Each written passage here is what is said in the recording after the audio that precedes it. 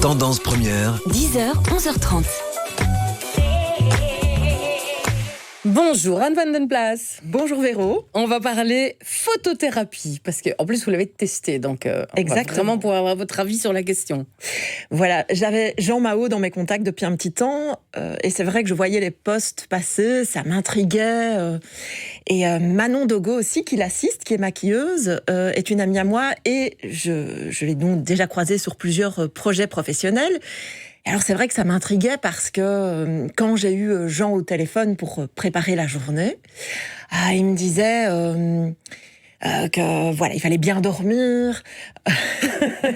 J'ai dit ok. Et puis je lui disais spontanément, en ce moment je manque un peu de confiance en moi, donc je fais beaucoup de shooting photo. Il me dit oui ok, mais ça n'a rien à voir avec la photothérapie.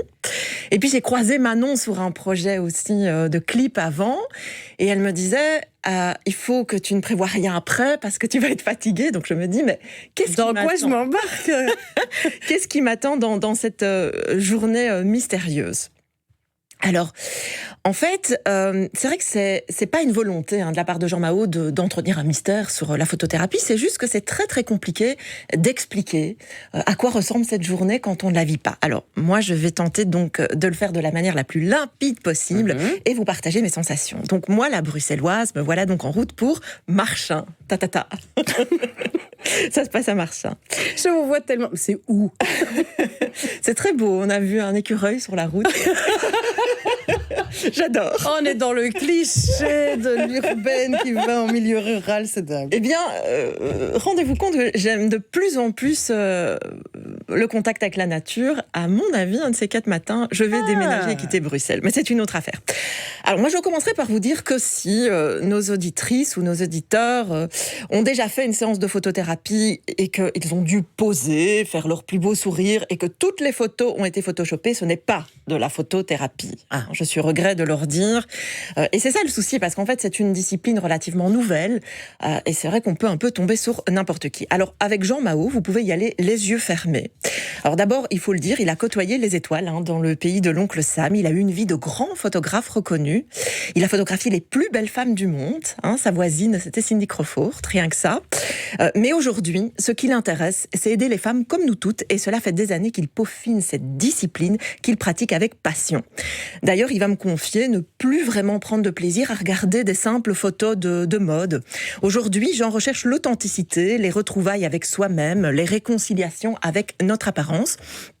Et son travail reste esthétique, car c'est un grand photographe, mais il est avant tout social et bienveillant. En photothérapie, on ne cherche pas à être belle sur une photo, tant mieux si c'est le cas, mais on cherche à être soi. Donc, point de retouche dans la photothérapie. On travaille avec en grande partie la lumière naturelle, et la première étape se fait avec peu de maquillage, rencontre avec soi donc. Alors c'est vrai qu'en photo classique, on va vous demander de poser, Véronique. C'est pas du tout le cas ici. On va chercher en soi le rayonnement. Alors ça a l'air un petit peu mystique comme ça. Mais en fait, on va pas feindre un sourire. S'il y a un sourire, c'est le résultat d'une sensation intérieure. Rien n'est forcé. Donc en fait, la séance comme ça, on ferme les yeux. Et l'idée, c'est de se laisser infuser par des moments de joie qu'on visualise. Et ce n'est que plus tard dans la journée qu'on ouvre les yeux, quand nous sommes prêtes à garder ce bonheur acquis les yeux fermés, une fois les yeux ouverts. Alors ça demande vraiment beaucoup de concentration, d'où le repos. Oui, parce que vous devez faire abstraction de tout et vous projeter dans un univers mental, des choses comme ça ne doit pas être évident au début. Absolument, absolument. C'est pour ça, d'où le repos après, le repos avant.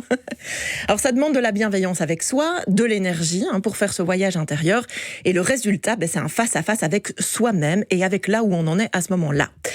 Et c'est vrai que j'ai envie de vous dire que c'est nécessaire dans l'époque dans laquelle on vit, où par exemple les adolescentes ont du mal à se voir sans filtre.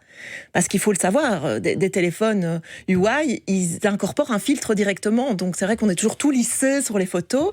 Et même moi qui n'abuse pas spécialement des filtres, j'avais du mal au départ à me voir comme ça, sans filtre, sans retouche.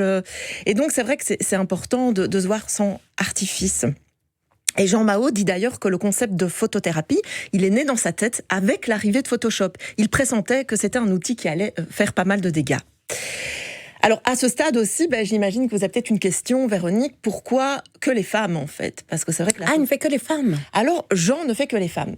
Eh bien, selon Jean, en fait, ce qui est intéressant dans le binôme photographié et photographe, c'est qu'il y ait les deux énergies, une énergie masculine et féminine, pour que ça fonctionne correctement.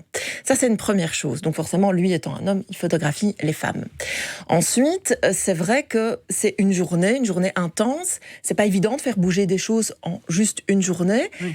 Et les hommes, peut-être, culturellement, ça change aujourd'hui, mais ont un petit peu moins accès à l'introspection. Et c'est juste que c'est tout à fait possible de pratiquer la photothérapie avec les hommes, mais il faudrait que ça se mette un petit peu autrement. Il faudrait construire peut-être des modules un peu différemment. Voilà ce qui m'a répondu.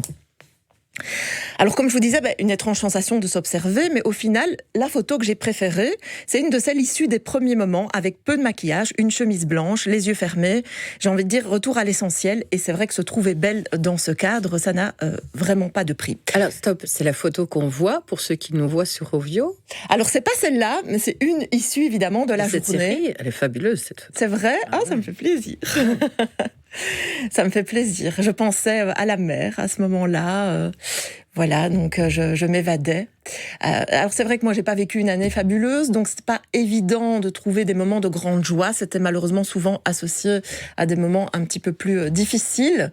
Mais du coup, ce qui était intéressant, c'est que j'ai dû me concentrer sur des choses simples et des choses accessibles facilement. Ouais. Un apéro avec des amis, une bonne bouteille de vin, marcher sur la plage.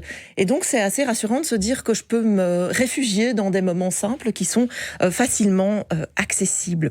Alors c'est vrai que Jean parle tout au long de la journée, il nous guide, et une phrase me reste particulièrement. Il dit ceci: notre corps, il est merveilleux, il permet de faire un tas de choses, se déplacer, se nourrir, mais le physique, au sens esthétique, c'est finalement qu'une infime partie de nous, et je trouve que c'est rassurant de se le rappeler. Alors il me dit aussi que tant de femmes viennent avec des complexes et un mal-être, alors qu'elles ont tout pour elles, et le souci, c'est que ce mal-être, ce doute, c'est la porte ouverte aux personnes malveillantes. Quand on est mal dans sa peau, on fait des mauvais choix, tout le monde ne mérite pas qu'on lui fasse le cadeau de sa vulnérabilité. Alors durant cette journée, vous pouvez laisser paraître votre vulnérabilité. Vous êtes bien entouré dans un cadre sécurisant. Alors le lieu aussi, je rigolais avec Marchin, mais en fait son studio est absolument magnifique. On dirait un loft new-yorkais. Le studio, il est lumineux, l'endroit magique, et ça participe à l'escapade. Alors 4 jours plus tard, pour moi cette journée, elle a enclenché des réflexions, des petites graines. Alors évidemment, ça ne va pas du tout se substituer à une thérapie chez un psy, mais ça peut être complémentaire. Et d'ailleurs, à aucun moment, Jean et son équipe le prétendent. Il me dira: je travaille pas sur l'oralité, peu importe l'histoire de la personne. Ce qui compte, c'est de construire le futur et de peut-être débloquer des choses. Alors certains clients, ils souhaitent même pas repartir avec les photos. En fait, ce qui les a intéressés, c'est le processus qui leur a fait du bien. Alors d'autres personnes impriment ça en grand et tous les matins se regardent au naturel et se disent: voilà, je peux me trouver belle au naturel. Et puis certains s'expriment sur la journée, comme cette jeune fille de 9 ans qui subissait du harcèlement scolaire. Elle dira à sa maman que sa boule au ventre après cette journée a disparu. Alors, pour plus de renseignements, www.photothérapie.be. Vous allez pouvoir voir aussi une étude de l'UCL de Louvain, une étude scientifique sur la photothérapie qui est très intéressante. Vous pouvez demander à Jean les tarifs, les formules. Moi, en tout cas, j'ai rencontré une équipe passionnée qui m'a ouvert ses portes en toute transparence et je leur souhaite le meilleur pour la suite. Voilà. Merci beaucoup, Anne. Oui. Et oui, à tester, surtout en cette période où effectivement on utilise beaucoup trop de filtres et qu'on n'arrive plus à se voir tel qu'on est. Absolument. Parce que c'est un gros problème. Oui, et c'est effectivement un gros problème. On va se quitter en musique. Vous laissez avec Jérôme Collin. On se retrouve demain à 10h, bien entendu, pour un nouveau Tendance Première avec Cédric Wautier. Merci à vous de nous avoir suivis et merci à toute l'équipe.